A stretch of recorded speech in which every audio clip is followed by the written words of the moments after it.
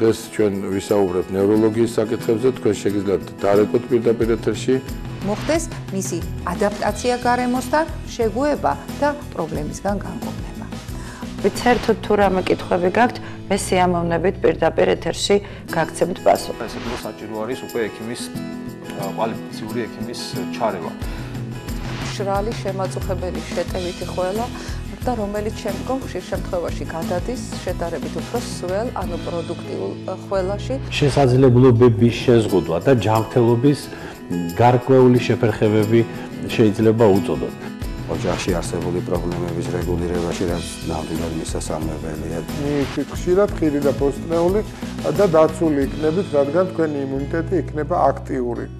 ოჯახის ექიმი ორშაბათიდან პარასკევის ჩათვლით 22 საათზე ტელეკომპანია ქართული არხის პირდაპირ ეთერში. საღამო მშვიდობისა, მოგესალმებით. ჩვენ საუბრობთ ალერგიაზე და გვაქვს ძალიან საინტერესო თემა დღევანდელ დღეს განსახილველად, ეს გახლავთ მედიკამენტური ალერგია. მედიკამენტური ალერგია ძალიან დიდი პრობლემაა. მან შეიძლება გამოიწვიოს მცირე ალერგიული რეაქციები თავისი ინტენსივობით, მაგრამ შეიძლება წამლისმიერი ალერგია გახდეს სიცოცხლისათვის საშიშიც. ამიტომ ჩვენი დღევანდელი საუბრის თემის გაშლისას ბუნებრივია შეიძლება გქონდეთ კითხვები და თქვენ შეგიძლიათ დაგვიკავშირდეთ ტელეფონზე 238 31 50. გესაუბრებით მე მაია გოთვა, ალერგიისა და იმუნოლოგიის ცენტრის ხელმძღვანელი და ამავე დროს იმ თემას, რომელსაც მე ვეხები, იმ კომპეტენციის ფარგლებში ვეხები, რასაც მაძლევს ევროპის აკადემიაში, ალერგიისა და კლინიკური იმუნოლოგიის ევროპის აკადემიაში სპეციალურად წამლისმიერი ალერგიის შემსწავლელი ჯგუფის წევრობა. კერძოდ, რაზედაც ჩვენ ვისაუბრებთ, ის ეყრდნობა თანამედროვე საერთაშორისო მოთხოვნებს, რითაც მუშაობენ ალერგოლოგები ამ სფეროში. კერძოდ, როდესაც საუბრობთ წამლისმიერი ალერგიის შესახებ, ბუნებრივია იბადება კითხვა.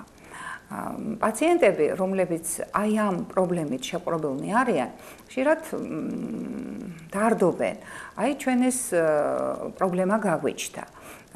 შეიძლება თუ არა ამ მედიკამენტური ალერგიისგან განკურნება, ან რა გამოსავალია ასეთ შემთხვევაში. ჩვენ პირველ რიგში გვინდა ვუპასუხოთ ყველა პაციენტს, რომ განცდა იმისა, რომ თქვათ რომელიმე პრეპარატზე შეიქმნა ასეთი ალერგიული განწყობა, არ ნიშნავს იმას, რომ ამ ადამიანების პრობლემა გადაუწყვეტელი რჩება ცხოვრების მანძილზე. აი კერძოდ რას გულისხმობ? თუ წამალზე განვითარდა ალერგიული რეაქცია. ეს ალერგიული რეაქცია დადასტურებულია ექიმის მიერ და სხვა მიზეზი არ არის, იმიტომ რომ ხანდახან პაციენტებს გონიათ, რომ მოცემული პრობლემა უშუალოდ მოცემულ კონკრეტულ წამალთანაა დაკავშირებული, მაგრამ ხანდახან წამალთა ჯგუფს ღებულობს პაციენტი და აუცილებლად ექიმის ჩარევა არის სავალდებულო, რომ ზუსტად განისაზღვროს, რომელი წამალია დამნაშავე, რა კლინიკური გამოვლინებები შეიძლება მიეწეროს ამა თუ იმ დაავადების მოქმედებას მოცემულ ადამიანის ცხოვრებაში და რა ალტერნატიული წამალი შეიძლება შეთავაზოთ პაციენტს. იმიტომ რომ მოდის გარკვეული პაციენტთა ჯგუფი, რომელიც ამბობს, ექიმო, მეცით ალერგია მაქვს, აი ამ პრეპარატზე, კიდე მეორე, მესამე. და მასა განცდა, რომ აი ამ პრობლემებს თავს ვერ დააღწევს და თუ მას ამ მომენტისთვის სჭირდება რაიმე საოპერაციო ღონისძიების ჩატარება, ის ძალიან განიცდის ამას, რომ შიში ეუფლება. არ მოხდეს რაიმე პრობლემა ოპერაციის მართვის დროს. მას ასე ნელ-ნელა გავყვეთ ამ თემას პირველი, როგორ შეიძლება დიაგნოსტიკა წამლისმიერი ალერგიის და უკვე შემდგომ ვისაუბროთ, როგორ უნდა იყოს ის მართული და რა სამკურნალო საშუალებები ამ შემთხვევაში არსებობს.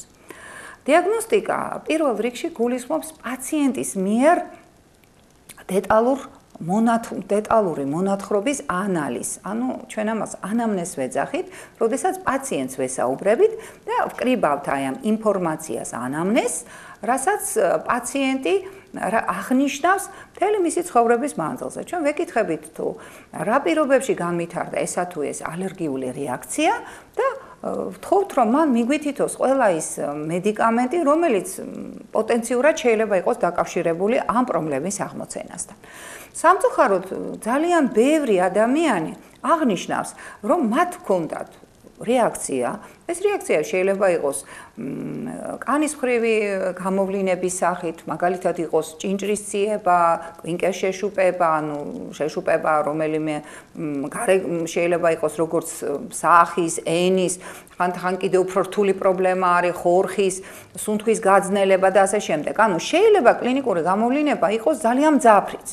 მაგრამ სამწუხაროდ პაციენტს არ ახსოვს წამლის დასახელება და ეს დიდი პრობლემაა. იმიტომ რომ მას არის ხანდახან ეს მოვლენა ხანდაზმული დიდი ხანი გავიდა მას მერე რაც მოხდა ეს აღნიშნული სიმპტომის აღნიშნული ალერგიული მედიკამენტური ალერგიის განვითარება და შეუძლებელია აღდგენილ იქნას რომელი მედიკამენტი იყო დამნაშავე. ამიტომ პირველი თხოვნა პაციენტების მიმართ ალერგოლოგებს გვაქვს ის რომ მათ მოახდინონ აი ამ მედიკამენტის ან მედიკამენტთა ჯგუფის ჩაწერა.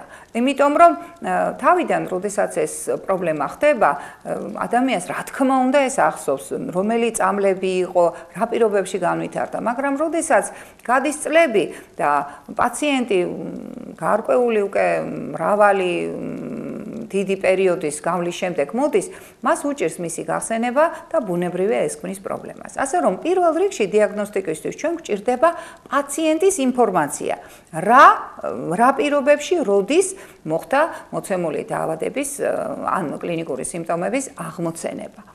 და მეორე, ესე ძალიან მნიშვნელოვანია, რომ თუ პაციენტს გარკვეული პრობლემა გაუჩნდა, სასურველია, რომ მან მიმართოს ექიმს დროულად. რატომ? იმიტომ რომ დიაგნოსტიკა მედიკამენტური ალერგიისა და საერთოდ ალერგიისა ბუნებრივია უფრო კარგად ხორციელდება, როდესაც აღნიშნული მოვლენა ძალიან დიდი ხნით ადრე არ მოხდა. სადღეისოდ საერთაშორისო მოთხოვნით პაციენტის მწვავე ალერგიული რეაქციიდან გულისხმობ ყველაზე უკიდურეს გამოვლინებას, ეს არის თქვათ შოკი, როდესაც ადამიანმა გონება დაკარგა, მოხდა გადაუდებელი დახმარების განყოფილებაში, ან განვითარდა მწვავე ანაფილაქსიური, ანუ სწრაფი რეაქცია, რომელიც შეიძლება არ იყოს შოკური ხასიათის, ანუ არ მოხდა გონების დაკარგვა, მაგრამ მოხდა ძლიერი სწრაფად განვითარებული შეშუპება, გამონაყარი. ასეთ შემთხვევებში, როდესაც გამოვლინება არის ძალიან ინტენსიური, არის რეკომენდაცია, რომ 6 კვირა მაინც უნდა იყოს გასული აღნიშნული მოვლენიდან, რომ შემდგომ მოხდეს პაციენტის დიაგნოსტიკა. მაგრამ არის ლიმიტი, როდის არის უფრო სასურველი, რა დრომ არ უნდა გადააჭარბოს, რომ დიაგნოსტიკა იყოს ძალიან, ასე ვთქვათ, ობიექტური. სასურველია, რომ თუ განვითარდა წამლისმიერი ალერგია, ერთ წელზე მაინც არ იყოს მეტი გასული, რომ დადასტურდეს მოცემული მედიკამენტი ჭეშმარიტად იყო მიზეზი თუ არა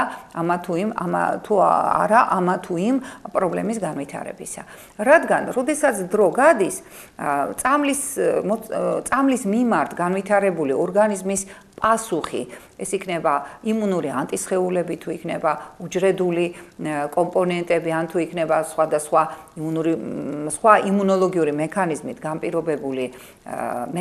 განპირობებული პათოლოგია, მინავლდება დროთა მანძილზე და სწორი ობიექტური დიაგნოსტიკისთვის, რაც უფრო მცირე პერიოდი, ანუ გულისხმობ არაუმეტეს 1 წელიწადისა, სადიაგნოსტიკო საშუალებები ძალიან ეფექტურია.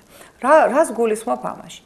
ჩვენ ვიცით, რომ წამლისმიერი ალერგიის დიაგნოსტიკისთვის არსებობს სხვადასხვა ალერგოლოგიური ტესტები. მათ შორის ყველაზე უფრო ფართოდ გამოყენებადი არის კანის ალერგოლოგიური სინჯები და თითოეულ მედიკამენტს, რომელიც მიეკუთვნება წამალთა ამა თუ იმ ჯგუფს, მათ ახასიათებთ დიაგნოსტიკის ესა თუ ის მეთოდი და ასევე აღსანიშნავია, რომ დიაგნოსტიკისათვის დიაგნოსტიკუმები თუ თვით მედიკამენტების განზავება, შემოთავაზებული პროცედურა არის სტანდარტული და არსებობს დიდი კატალოგები, სადაც თითოეულ წამალზე ცალ-ცალკე არის მითითებული, როგორი მეთოდური მიდგომით უნდა გაკეთდეს ტესტირება, რა დროის ხრონომეტრაჟით, როგორი განზავებით და რამდენი ხნის შემდგომ უნდა მოხდეს ამ მეთოდის, ამ სადიაგნოსტიკო საშუალების წაკითხვა, ანუ რეაქციის შეფასება. და აღმოჩნდა, რომ როდესაც ხდება დიდი დროის გავლა წამლით გამოწვეული პრობლემისგან, შეიძლება სადიაგნოსტიკო ტესტები არ იყოს ძალიან მკვეთრად გამოხატული, რადგან დროთა მანძილზე ანტისხეულების ტიტრი შემცირდეს, რომელიც ორგანიზმში არის და ორგანიზმში ამ არსებულმა პოტენციურმა იმუნურმა პასუხმა მეტნაკლებად ისეთი მიძინებული ხასიათი მიიღოს. ამიტომ, როდესაც ხდება დიაგნოსტიკა, შესაძლებელია ტესტი ხანდაზმულობის, აი ამ პათოლოგიის გამოვლინების ხანდაზმულობის გამო არ იყოს ძალიან მძაფრი. ამიტომ სადღეისოდ სოფლიო გულისხმობ ევროპას და ამერიკას რეკომენდაციას უწევენ აუცილებლად სინჯების, იგულისხმება კანის სინჯის გაკეთების შემდგომ მოხდეს მოცემული წამლის ნელ-ნელა მიწოდება პაციენტისათვის იმ პირობებში, როდესაც თუ რაიმე მცირე გამოვლინება მოხდება, მას იმ წუთშივე საავადმყოფოში გაეწიოს დახმარება და უსაფრთხოების დაცვიდან გამომდინარე, ეს მედიკამენტები ძალიან განზავებულია. ამიტომ მათ მიერ პროვოცირებული სიმპტომები ძალიან სუსტია, მაგრამ მინიშნებადი, რითაც ხდება საბოლოო დადასტურება, რომ მოცემული პაციენტი აი ამ პათოლოგიის, აი ამ მედიკამენტის მიმართ ნამდვილად მგრძნობიარეა. როდესაც ხდება, ჩვენ ვიცით, რომ არსებობს ძირითადი ჯგუფები, რომელიც ყველაზე უფრო ხშირად არის შემჩნეული მედიკამენტური ალერგიის განვითარებაში. რომელია ეს ჯგუფები? ალბათ ჩვენმა მაყურებელმა კარგად უწყის, რომ ძალიან ხშირად მოსახლეობა აღნიშნავს, რომ მათ აქვთ ჰიპერმგრძნობელობა, ანუ ალერგიული რეაქციები ანტიბიოტიკების მიმართ. და ამ პრეპარატთა შორის ყველაზე ესეთი წარმოჩინებული, ყველაზე უფრო ძლიერი და ხშირი დამნაშავე ამ მედიკამენტური ალერგიის გამომწვევთა შორის არის პენიცილინი, რომელიც წინათ ძალიან აქტიურად გამოიყენებოდა, ამიტომ ასაკოვან მოსახლეობაში არის ძალიან ბევრი ადამიანი, რომელთაც სამწუხაროდ პენიცილინზე ჰქონდათ ძლიერი ალერგიული რეაქცია, მათ შორის ზოგს აი ანაფილაქსიური რეაქციის შოკის სახითაც კი. სხვა ანტიბიოტიკებიც ასევე შეიძლება იყოს მიზეზი, მაგრამ ყველაზე უფრო ხშირად არის ასეთი ჯგუფი სამედიცინო ენაზე, რო ვთქვათ, ბეტარალაქტამური ანტიბიოტიკები, რომლებიც სამწუხაროდ არც თუ იშვიათად არიან მიზეზნი ალერგიული რეაქციის განვითარებისა. შემდეგი სხვა ჯგუფი გარდა ანტიბიოტიკებისა არის არასტეროიდული ტკივილდამაყუჩებელი ანთების საწინააღმდეგო პრეპარატები. მოსახლეობაში ჩვენ ყველამ ვიცით, რომ ასეთ პრეპარატებს მიეკუთვნება ასპირინი, სხვა სახსრებისთვის გამოყენებული პრეპარატები, ვოლტარენი, დიკლოფენაკი და ასე შემდეგ. ანუ ის მრავალი ის მედიკამენტები, რომლებიც გამოიყენება ტკივილის დასაყუჩებლად თუ სისხლის დამწევად, ისინი გაერთიანებული არის ერთ ჯგუფში და მათ ასევე ხშირად შეუძლიათ გამოიწვიონ წამლისმიერი ჰიპერმგრძნობელობა. გარდა აი ამ პრეპარატებისა, ექიმებს ყველაზე ხშირად ასევე ეშინიათ საანესთეზიო საშუალებების, რომელთაგან ხშირად ლოკალური ანესთეტიკები გამოიყენება სტომატოლოგიაში და იშვიათად, მაგრამ იქაც ხდება გარკვეული პრობლემები, თუ პაციენტი არ არის შესაბამისად შესწავლილი და ალერგიული ანამნეზის, ანუ დატვირთული ანამნეზის პაციენტი წინასწარ არ არის შემოწმებული ან მომზადებული მანიპულაციების გასაკეთებლად. იბადება კითხვა, აი შეიძლება თუ არა ადამიანს, რომელიც არის არაალერგიული, მას უცებ ცხოვრების ესეთ შუახანს განუვითარდეს რაიმე ალერგიული რეაქცია მედიკამენტების მიმართ, ან საერთოდ ალერგია. სამწუხაროდ ალერგია ძალიან მოიკიდა ფეხი და ვამბობთ, რომ გაკეთებულია პროგნოზი, რომ 2050 წლისთვის მსოფლიოს ნახევარი შეიძლება მეტი გახდეს უკვე ალერგიული. ამ ალერგიზაციის პირობებში განსაკუთრებული პრობლემა არის მედიკამენტური ჰიპერმზნობელობა. იმიტომ რომ ადამიანთა დიდი რაოდენობა თვითნებურად ღებულობს წამლებს და ამ წამლების გამოყენება ხანდახან არ არის რაციონალური და ადამიანები მრავალი მედიკამენტის მიმართ ხდებიან ჩვენ ვეძახით ალერგიული, ანუ სენსიბილიზებული.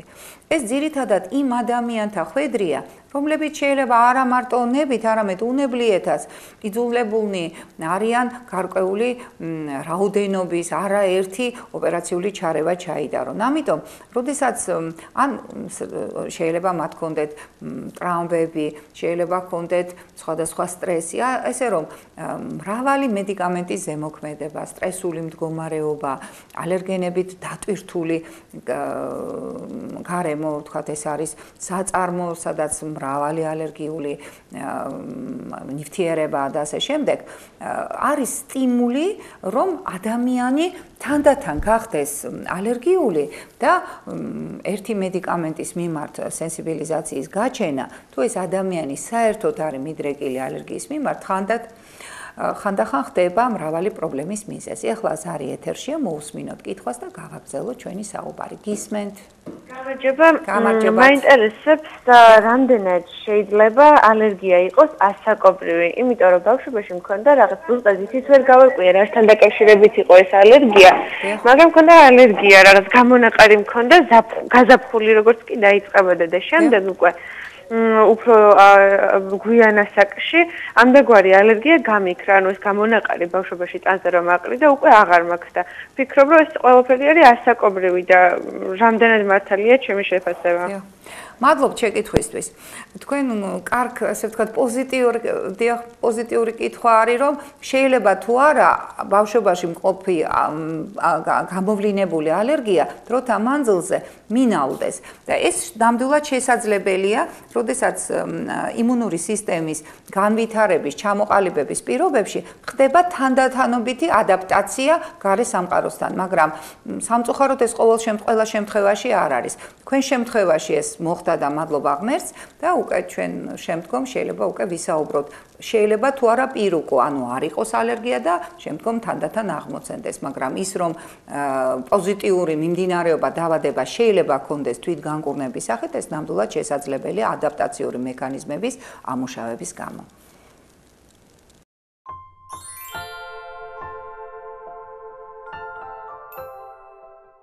ჩვენ დაგიბრუნდით, შეგახსენებთ, რომ საუბრობთ ალერგიაზე, კერძოდ ჩვენი თემა არის დღევანდელ დღეს მედიკამენტური ალერგია. ჩვენ ველით თქვენს კითხვებს, შეგიძლიათ დაგვიკავშირდეთ ტელეფონზე 2-38-31-50 და გავაგრძელოთ ჩვენი საუბარი. ჩვენ წინა ბლოგში გქონდა კარგი კითხვა. დაისვა ასეთი საკითხი, რომ შეიძლება თუ არა ადამიანს ჰქონდეს გარკვეული ალერგიული რეაქცია მას ბავშვობაში და მერე შეეცვალოს.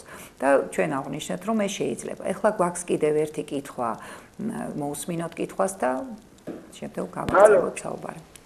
გამარჯობათ, გისმენთ? ალო. დიახ, გისმენთ? გამარჯობათ. ალო. გისმენთ, თუ შეიძლება ხმამაღლა არ გვესმის. გამარჯობათ. თუ შეიძლება ტელევიზორს ჩაუწიეთ.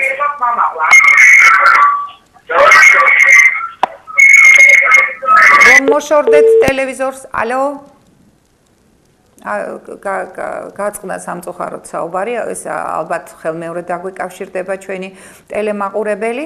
მანამდე მინდა აღვნიშნო, რომ ძალიან ბევრ ბავშვს აქვს კანის მხრივი გამოვლინება ბავშვთა ასაკში და მერე ეს გადის, ასე რომ ასთმის და ალერგიული სხვა რესპირაციული სიმპტომების თვალსაზრისით შეიძლება ვთქვათ, რომ ბავშვობაში ასთმური მოვლენების მქონე პაციენტების დაახლოებით ნახევარს ზოგს სამედიცინო ჩარევით, ზოგს ასევე ადგილსამყოფელი შეცვლის ან ალერგენებთან განდრიდების პირობებში შეიძლება მათთანაც განვითარდეს, ასე ვთქვათ, დაავადების უკუ განვითარება. და უფრო მეტიც, სადღეისოდ არსებული სამედიცინო არსენალი ჩვენ ვცდილობთ, რომ გარკვეული დაავადებების პრევენცია მოვახდინოთ და ამ ხრივათაც არის ძალიან ისეთი პოზიტიური მიღწევები თანამედროვე მედიცინაში. მაგრამ, როდესაც ჩვენ ვსაუბრობთ მედიკამენტურ ალერგიაზე, აქ იბადება ასეთი საინტერესო კითხვა. აი, ადამიანს განუვითარდა მედიკამენტური ალერგია. არასოდეს არ ქონდა სიმპტომები. აი, მაგალითი მინდა მოვიყვანო. იყო პაციენტი, რომელსაც ჰქონდა თირკმლ-კენჭოვანი პათოლოგია. და ვინაიდან ეს ტკივილი ხშირად მეორდებოდა, მოდიოდა სასწრაფო დახმარების მანქანა და ამ პაციენტს უკეთებდნენ ტკივილ დამაყუჩებელ წამალს. პაციენტი იყო ახალგაზრდა ძალიან და აი ჩვენი ერთ დღეს ბევრჯერ გაკეთდა ტკივილ დამაყუჩებელი პრეპარატი და აი მოხდა რომ რომელიღაც მე რამდენი, ანუ ძალიან ბევრჯერ ამ მედიკამენტის გამოყენების შემდეგ განვითარდა ძლიერი ალერგიული რეაქცია. ძლიერი ურტიკარია, იგი შეშუპება, პაციენტი იყო მძიმე და მოხდა მისი გადაყვანა გადაუდებელ დახმარების განყოფილებაში და იქ აღმოუჩნდა მას დახმარება. ერთი პირველი კითხვა შეიძლება ესეთი მოხდეს. სამწუხაროდ ესეთი სიმპტომები, ესეთი მოვლენები ხშირია, როდესაც ადამიანს, რა თქმა უნდა, უნებლიეთ გარკვეული იძულებითი გარემოებების გამო სჭირდება ძალიან ხშირად წამლის გამოყენება.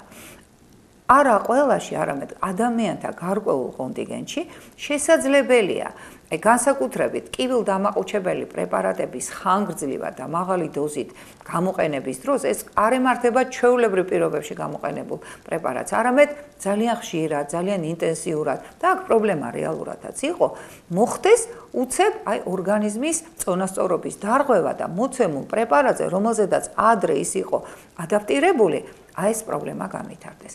მაგრამ ეს ყველა მედიკამენტს არ ახასიათებს. აი სწორედ არასტეროიდულ ანთების საწინააღმდეგო ტკივილ დამაყუჩებელ პრეპარატებს აქვთ ეს თვისება, რომ ძალიან ხშირად დიდი რაოდენობით გამოყენების პირობებში ასე ვერაგულად თითქმის ყველაფერი მშვიდად არის და უცებ მოხდეს გარღვევა. მაგრამ ეს მაგალითი მომყავს არა იმიტომ, პირველი ალბათ იმის საჩვენებლად, რომ შეიძლება ადამიანი მედიკამენტს იტანდეს, მაგრამ ძალიან ბევრჯერ, ძალიან დიდხანს, მრავალჯერ დიდი რაოდენობით გამოყენების შემდეგ მოსალოდნელია რომ მოხდეს, ანუ არ არის გასაკვირი რომ ეს განვითარდეს. მაგრამ ამ პაციენტის ისტორია ჩემი აზრით იმითი არის საინტერესო და სასწავლებელი, რომ როდესაც პაციენტი სახლში დაბრუნდა, ბუნებრივია, მას სამავთყოფოში დახმარება გაეწია და მას ბევრი მედიკამენტი მიეცა, რათა ეს მწვავე ალერგიული რეაქცია ჩაწყნარებულიყო. პაციენტი მორჩა, მას გაუვიდა, აღარ ჰქონდა სიმპტომები, ან ჭინჭისციების გამონაყრის, არც შეშუპების, მოწესრიგ და დაბრუნდა სახლში. და პაციენტმა თავი ჩათვალა, რომ ის იყო განკურნებული. გავიდა რამოდენიმე დრო და მას ისევ დაემართა აი კენჭის პრობლემები, კენჭის გავლა და ძლიერი ტკივილის გამო ისევ იყო გამოძახებული სასწრაფო დახმარების მანქანა. როდესაც მოვიდა ექიმი, მან იკითხა, რომ ხომ არ არის ეს პაციენტი ალერგიული რაიმეს მიმართ? ახლა ოჯახის ერთ-ერთმა წევრმა ამ შემთხვევაში დედამ უპასუხა, რომ კი იყო, მას ჰქონდა პრობლემა, მაგრამ ეს პრობლემა მოიმკურნალა და კარგად არის. ამ ექიმმა ჩათვალა, რომ აქ რა თქმა უნდა შეცდომა იყო იმისი, რომ შეცდომა იყო ექიმის მხრიდანაც, რომ მან დეტალურად არ შეისწავლა რა იყო პრობლემა, რა პრობლემა მათ შეემთხვათ, რა გაკეთა, როგორ მოხდა ამ პაციენტის განკურნება და ისევ გაუკეთა იგივე წამალი, იგივე ტკივილ-დამაყუჩებელი პრეპარატი. და აქ მოხდა გაცილებით უფრო მძაფრი რეაქციის განვითარება, განვითარდა ანაფილაქსიური შოკი და მადლობა ღმერთს პაციენტი სასწრაფოდ რომ იყო გადაყვანილი ინტენსიური გადაუდებელი დახმარების განყოფილებაში, იქ მოხდა მისი გადარჩენა. სად იყო შეცდომა? შეცდომა, რა თქმა უნდა, პირველ რიგში იყო ექიმების, როდესაც პაციენტი მედიკამენტური ალერგიის გამო, როდესაც იყო გაკეთებული ანალგინი და ანალგინზე განუვითარდა მას ესეთი მწვავე ალერგიული რეაქცია და მოხდა ინტენსიური თერაპიის განყოფილებაში, მას არ უთხრეს, რომ მართალია მას უმკურნალეს როგორც სიმპტომების მოხსნის თვალსაზრისით და ის ვიზუალურად განიკურნა, მას აღარ ჰქონდა არ ჭინჭრის ციება, არც კვინკეს შეშუპება, ვიზუალურად ის აბსოლუტურად ჯანმრთელი ადამიანი გახდა, მაგრამ სამწუხაროდ ექიმმა არ აუხსნა, რომ ეს პრობლემა წამლისმიერი ალერგიის მას დარჩა, რომ მან მთელი ცხოვრება უნდა იცოდეს, რომ ამ პრეპარატის გამოყენება მისთვის არ შეიძლება და განმეორებითი გაკეთება შეიძლება იყოს კიდევ უფრო პრობლემული ვიდრე პირველი. ამიტომაც პაციენტმა ვინაიდან ის არ იყო ინფორმირებული ექიმის მიერ სწორად, რომ ეს პრობლემა მას აქვს და ამ წამალთან არ უნდა მოხდეს პაციენტის შეხება, რომ დაბრუნდა სახლში სასწრაფო დახმარების ახალ ბრიგადას, მათ აღარ უთხრეს, რომ ეს პრობლემა იყო დაკავშირებული წამალთან და პრობლემას ჰქონდა ასეთი მძაფრი ხასიათი. რა თქმა უნდა, სასწრაფო დახმარების ექიმს უნდა ეკითხა, რომ რა რეაქცია იყო, როგორ იყო თუ არა ეს წამალთან დაკავშირებული, მაგრამ აი ესეთი რამოდენიმე შეცდომის გამო ადამიანი კინაღამ დაიღუპა. რა უნდა ვისწავლოთ აი ამ მაგალითიდან? უნდა ვისწავლოთ, რომ წამლისმიერი ალერგია, თუ ის ნამდვილად წამლისმიერი ალერგია და მოცემული პრეპარატი არის მიზეზი ესეთი ძლიერი ალერგიული რეაქციისა, ან თუნდაც მოცემული პრეპარატი არის არც თუ ისეთი ძლიერი, მაგრამ გარკვეული სიმპტომების აღმოცენებისა, ეს პრობლემა აუცილებლად უნდა შეფასდეს ექიმის სპეციალისტის მიერ. იმიტომ რომ მოსალოდნელია, თუ დადგინდა და დადასტურდა დიაგნოსტიკური საშუალებები და ესეთი არსებობს, რომ ეს პრეპარატი იწვევს ალერგიულ რეაქციას მოცემულ ადამიანში, განმეორებითი შეხვედრა კიდევ უფრო მძაფრია, იმიტომ რომ ორგანიზმში ვითარდება იმუნური ანტისხეულები ან იმუნური უჯრედები მოცემული მედიკამენტის მიმართ და ეს იმუნური კომპონენტები არის იმუნური მახსოვრობის ნაწილი. ამიტომ შეიძლება გავიდეს 1 წელი, 2 წელი, 3 წელი, 10 წელი და ორგანიზმს ეს ახსოვდეს. ამაშია პრობლემა. ამიტომ თუ გავიდა რამოდენიმე წელი და პაციენტი ფიქრობს, ой, აღარც კი მახსოვს რომელი წამალია, სამწუხაროდ ორგანიზმს ახსოვს და თუ მოხდება ამ წამალთან შეხება, ორგანიზმი შეიძლება ასევე ძაფრად იყოს ამ პასუხის განმავითარებელი და სერიოზული პრობლემები შეექმნას ორგანიზმს. რა რეკომენდაცია შეიძლება გაეწიოს ადამიანს, რომელსაც აქვს უკვე ალერგიული რეაქცია და მან იცის, რომ გარკვეული ტიპის მედიკამენტები, ეს არის ტკივილ-დამაყუჩებელი თუ სიცხის დამწევი, მისთვის ნამდვილად პრობლემის მომცემია. ამ შემთხვევაში უნდა ურჩიოთ ჩვენ პაციენტს, რომ არ არის საგანგაშო მდგომარეობა იმ თვალსაზრისით, რომ მედიცინაში ყოველთვის არსებობს ალტერნატიული მედიკამენტები, რომელიც ამ პირობებში შეიძლება იყოს გამოყენებული უსაფრთხოდ. მაგრამ ეს მისი გადასაწყვეტი არ არის, იმიტომ რომ გარკვეული მედიკამენტები თავისი ქიმიური სტრუქტურით, თავისი ბიოქიმიური თავისებურებებით გაერთიანებულია და ერთი და იგივე ჯგუფის და თვისებების პრეპარატები ერთმანეთით ბუნებრივად ვერ შეიცვლება. იმიტომ რომ თუ ამ ჯგუფში არის მოცემული გარკვეული მედიკამენტი, შესაძლებელია ამ ჯგუფის მეორე წამალზეც იყოს. მაგრამ ერთ დიდ ჯგუფში გაერთიანებული ნივთიერებები ხანდახან არის სხვადასხვა ქიმიური ან შენებისა და სხვადასხვა ბიოქიმიური თავისებურებების მატარებელი. ამიტომ ალტერნატივის მოძებნა უნდა ექიმს მივანდოთ. და თუ ეს ალტერნატივა შეიძლება თეორიულად გავთვალოთ, იმიტომ რომ არსებობს გარკვეული რეკომენდაციები, რომლებიც აი ესეთი ალერგიის, ახლა არ ვასახელებ, იმიტომ რომ ყველა კონკრეტულ პაციენტს კონკრეტული რეკომენდაცია შეიძლება გაეცეს. მაგრამ ისიც კი გვინდა ვთქვათ, რომ პაციენტები იმედგაცრუებულნი არიან და ზოგჯერ არც ფიქრობენ ექიმთან მისვლას, იმიტომ რომ გონიათ, რომ გამოსავალი არ არის და საერთოდ არღებულობენ პრეპარატს. ეს ძალიან ძნელია, იმიტომ რომ ზოგჯერ თვით ტკივილით შეიძლება ისეთი ძაფრი იყოს, რომ ადამიანისთვის ძალიან დიდი ზიანის მომტანი იყოს და გამოსავალი შეიძლება მოიძებნოს როგორც ერთი ჯგუფის პრეპარატების, სხვა ჯგუფის პრეპარატებით შეცვლით, ასევე თუნდაც იმ პრობლემის მოწესრიგებით, რომელიც ხშირად არის მიზეზი შემდგომ ალერგიის განვითარებისა. მაგალითად, თუ არსებობს რაიმე პრობლემა, ჯობია ის გადაიჭრას გულისხმობ, ან თუ კენჭოვანი დაავადება, მიზეზი მოისპოს, ან თუ სახსრის პათოლოგია, სახსრის დროული გამოსწორება შეიძლება თუ შესაძლებელია. იმიტომ რომ, როდესაც ქრონიკული მიზეზი არის, ამ ქრონიკული მიზეზის გამო ადამიანი ბევრ წამალს ღებულობს და როდესაც ორგანიზმი გადაიტვირთება და ხდება მისი ინტოქსიკაცია, მისი გადაჭარბებული, წამლის გადაჭარბებული ზეგავლენის ქვეშ ხდება ორგანიზმი, სწორედ ესეთი ჰიპერერგიული, ალერგიული რეაქციების განვითარება იქ უფრო მეტად არის მოსალოდნელი. რა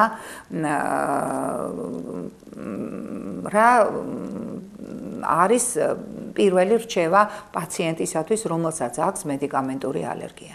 მან უნდა ჩაიწეროს, რა პრეპარატზე მოხდა ოდესმე მისი რეაქცია და ეს უნდა ჩაწერილი ფორმით თან იქონიოს. იმიტომ რომ ხანდახან მოდის ჩვენთან პაციენტი და ვთქვათ, ის არის ჩვენთვის ძველი პაციენტი ნაცნობი. ზოგჯერ ხდება, რომ ადამიანს თვითონ პაციენტს ეშლება იმ მედიკამენტის დასახელება და როდესაც უცებ ან ტელეფონით რეკავს, იცით ექიმო, მე რაღაცა კითხვა მინდა მოგცეთ, ჩვენ სულ ვეუბნებით, რომ მოითმინეთ, ჩვენ ვნახავთ აუცილებლად ისტორიას, ვნახავთ ჩანაწერს.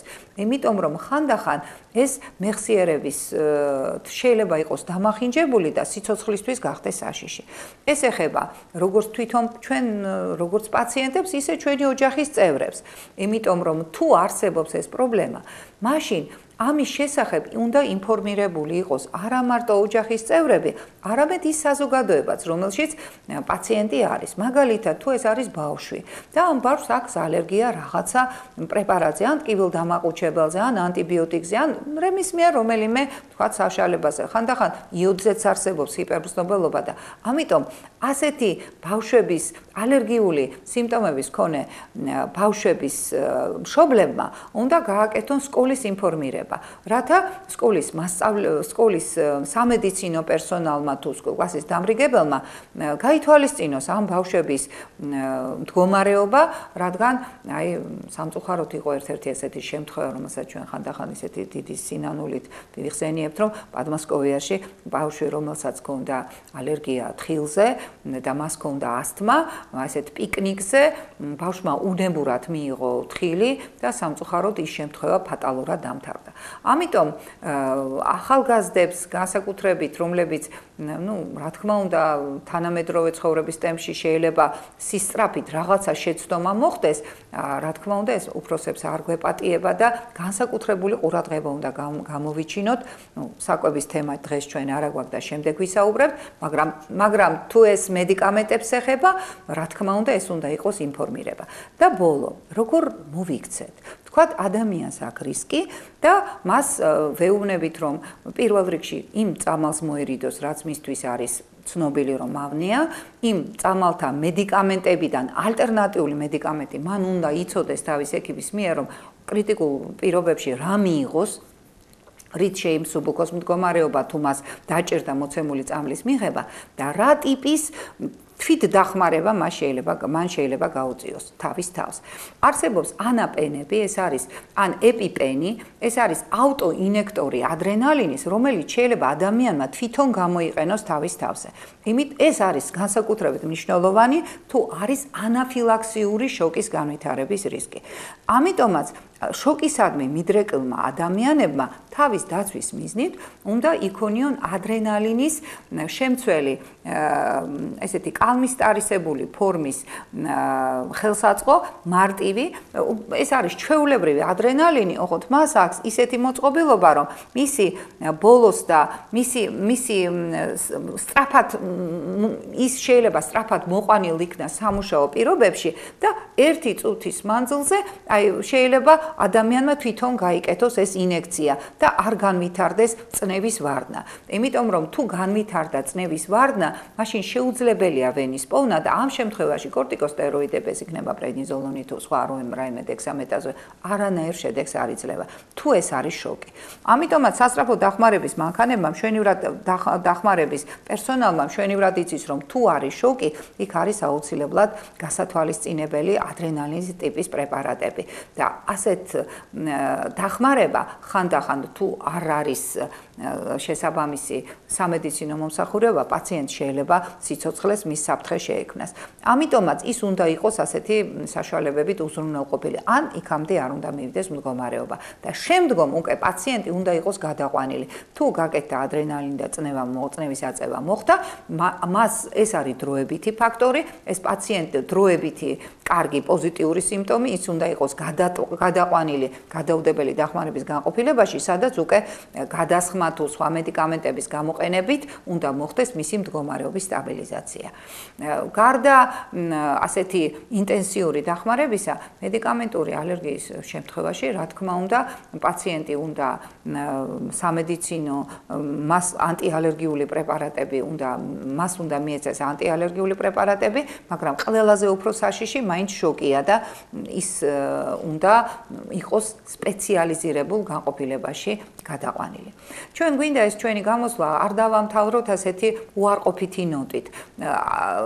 როდესაც ჩვენ ვიცით პრობლემა, მისგან თავის დაღწევის გზები უფრო ნათლად და მკაფიოდ ჩანს. ამიტომ არ უნდა გადავდოთ ეს პრობლემა სადღაც შორეულ მომავალში, იმიტომ რომ თუ მედიკამენტური პრობლემა არსებობს, რა თქმა უნდა, ყოველდღიურ ყოფაცხოვრებაში პაციენტებს სჭირდებათ, ასე ვთქვათ, ამ თემის უფრო ადრეული გარკვევა. ზარია ეთერში და მოусმინოთ კითხვას. გისმენთ? გამარჯობათ. ხშირად ქუჩაში რომ მოდრაობ, ან ხეებიდან თუ რაღაც ბუსუსები არის ჰაერში. როგორ შეიძლება თავი ავირიდო და ნამცრემდენა მეტყება, სემინება მეტყება და როგორ შეიძლება თავი რო ავირიდო ამ ყველაფრისგან? დიახ. მადლობ შეკითხვისთვის. თქვენ გაქვთ პოლინოზი, ანუ ალბათ მცენარეული მტვრის მიმართ ალერგია, იმიტომ რომ როდესაც ამბობთ ბუსუსებს, ეს ბუსუსები უფრო მერე წამოვა, როდესაც ეხლა მცენარეული მტვერია. უფრო მოგვიანებით, როდესაც ჭადარი აყვავდება, მას მერე მოსდევს ამ ბუსუსების გამოფრქვევა. ყველა შემთხვევაში ზოგჯერ არის ჭეშმარიტი ალერგიული რეაქცია და მტვერზე აქვს, ზოგჯერ კი მხოლოდ მექანიკურ გაღიზიანებაზე, როდესაც ეს ბუსუსები უბრალოდ მექანიკურად ხდება ლორწოვანზე და ხდება გაღიზიანება. ასე თუ ისე სიმპტომები მაინც ლორწოვანი გარსის გაღიზიანებაა და ანტიალერგიული პრეპარატების წინასწარი მიღება პაციენტს იცავს შემდგომი სიმპტომების განვითარებისგან. ეს ანტიალერგიული პრეპარატი სახელწოდ არის როგორც სედატიური, ისე არასედატიური, მაგრამ თვით მედიკამენტი, რომელი უნდა იყოს გამოყენებული, ეს არის ალბათ ექიმთან გადასაწყვეტი პრობლემა. თუ ეს არის ჭეშმარიტი ალერგიული რეაქცია და მცენარეულ მტვერზეა და ის ყოველწლიურად მეორდება და მას ნამდვილად აქვს სეზონური ხასიათი, ალბათ ჯობია რომ სანამ ეს სეზონი დაიწყება, მოხდეს დიაგნოსტიკა, რომელ მცენარეულ მტვერზე გაქვთ ალერგია და შეიძლება პაციენტი განიკურნოს, თუ აი ამ გამოვლენილი ალერგენის აღმავალი დოზით მოხდება პაციენტის მკურნალობა. ასე რომ ალბათ რეკომენდებულია თქვენ მიმართოთ ალერგოლოგს და მასთან ერთად გადაწყვიტოთ თქვენი მომავალი ბედი, რაც შეიძლება ნამდვილად აი ესეთი გაჯანსაღებით დასრულდეს. კიდევ ერთი ზარია, მოусმინოთ. გისმენთ? გამარჯობათ. გისმენთ? ცოტა ხნის წინ მოვიწამლე თიროზოლით, ჩიყვის წამლით. ალო. ცოტა ხმამაღლა არის მის. მთელი კვირა მედგა გადასხმა და პრედნიზოლონს ვიკეთებდი. დიახ. და იმის მერე კიდე ერთი კვირა გავიდა, მაგრამ აი ეს ბოლკი ალაგდა ის პროცესები, გამონაყარი მქონდა ტანზე, სახეზე, რა ვიცი, ძლიერი ქავილი. მაგრამ ერთი კვირა გავიდა, მაგრამ მაინც მაქვს ეს ქავილი პერიოდულად და დღემდე ვიღებ სუპრასტინს ყოველდღიურად. და მაინტერესებს იცით რა არის? ალბათ როგორც ჩანს თქვენ ეს პრობლემა რომელიც გქონდათ ბოლომდე ჯერ არ არის გადაჭრილი. ის თუ რას ხასის, ის თუ როგორი ხასიათის გამონაყარი გაქვთ, ფიროზოლი საერთოდ რთული პრეპარატია და მას ისედაც ბევრი გვერდითი მოვლენა აქვს თავისთავად. ამიტომ ასე ჩვენ ვფიქრობთ, რომ თქვენ აუცილებლად ალბათ ექიმის მეთვალყურეობის ქვეშ იმყოფებით და თქვენ ექიმს უნდა შეატყობინოთ, რომ ბოლომდე თქვენს მიერ დასახელებული პრეპარატი სიმპტომს ბოლომდე არ ხსნის. შესაძლებელია გარკვეული დამატება შეტანილი იყოს თქვენს მკურნალობაში, რათა ბოლომდე მოხდეს ამ სიმპტომების ალაგმა. ამიტომ ეს კითხვა მარტივად შეიძლება გადაიჭრას თვითონ უშუალოდ პაციენტთან ურთიერთობის დროს. ისე ეს ხშირად ხდება და სამედიცინო დახმარების თვალსაზრისით სხვადასხვა მედიკამენტები მარტივად წყვეტავს ამ პრობლემას. მარტივად, ანუ მოცემული კონკრეტული სიტუაციისთვის ადეკვატური მედიკამენტების დანიშვნით. გისმენთ? ზარია ეთერში. საღამო მშვიდობისა. მაქვს შეკითხვა, როცა არის ალერგიული შოკი. ის პრეპარატი, რაც ერთჯერადად გამოიყენება, სად არ ვიცი იმის სახელი, სად შეიძლება შევიძინო, თუნდაც საქართველოში.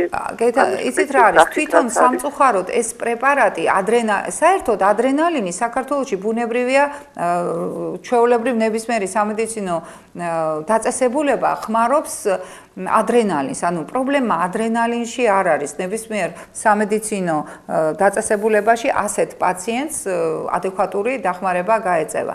მე როდესაც ვსაუბრობ ეპიპენზე, ანუ ავტოინექტორ ადრენალინზე.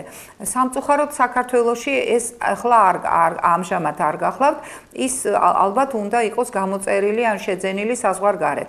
თვითონ ჩვენ ალერგიისა და იმუნოლოგიის ცენტრმა რამოდენიმე წლის წინ, 2 წლის წინ შემოვიტანეთ ეს ჩვენი პაციენტებისთვის ასეთი ავტოინექტორი ადრენალინის, მაგრამ სამწუხაროდ მოსახლეობა არ იყო ამის შესახებ ინფორმირებული და რეალურად ეს ამ პრეპარატს აქვს შესაბამისად გარკვეული ვადა შენახვისა. და მის გქონდა 1 წელი და უმრავლესობა გაფუჭდა, იმიტომ რომ ჩვენ რაც შეგვეძლო ტელევიზიითაც ვისაუბრეთ, ჩვენ პაციენტებიც უზრუნველყავით, ვისაც ჰქონდა ადრეშოკური რეაქცია და როგორც ჩანს, ინფორმირება პაციენტებისა მის ამ პრეპარატით უზრუნველყოფის აუცილებლობასაც შექმნის. სადღეისოდ, როდესაც მოდის ასეთი რთული ანამნეზის მქონე პაციენტები, ჩვენ ვეუბნებით, რომ ის შეიძლება შემოიტანოს უცხოეთიდან. სამწუხაროდ ეს პრეპარატები ძვირადღირებულია, არა იმიტომ, რომ ადრენალინია პრობლემა. პრობლემა ის არის ის პატარა კამბისტარის მსგავსი ხელსაწყო, რომელზედაც როგორც ჩანს კომერციული თვალსაზრისით შედარებით დიდ თანხას ადებს ევროპაც და ამერიკაც, მაგრამ უცხოეთში ნამდვილად იყიდება და არის.